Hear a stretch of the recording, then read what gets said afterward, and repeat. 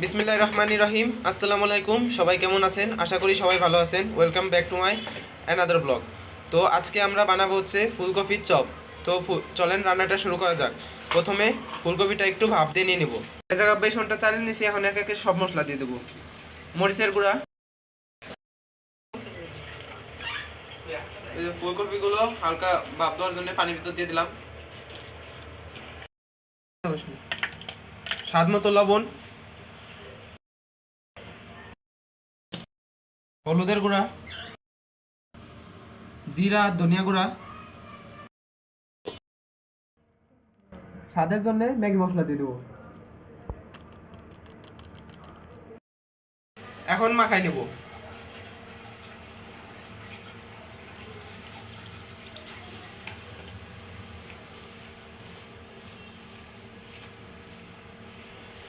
পানি প্রথমে অল্প অল্প দিয়ে মাখানো লাগবে, কারণ একবারে পানি দিলে আবার বেসনটা বেশি পাতলা হয়ে যেতে পারে।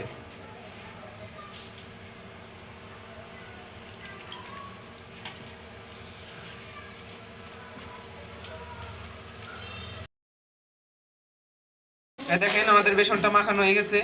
এই দেখেন ফুলকপিটা ভাপা নিছি, ভাপানো হয়ে গেছে। সব ফুলকপিগুলো বেসন দিয়ে মাখাই নিছি, এখন তেলে ছেড়ে দেব।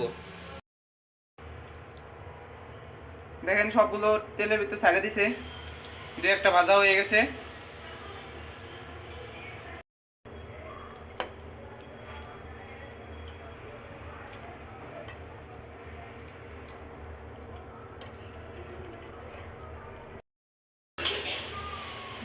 দুটো ধনের পাতা দে এই করে দিই।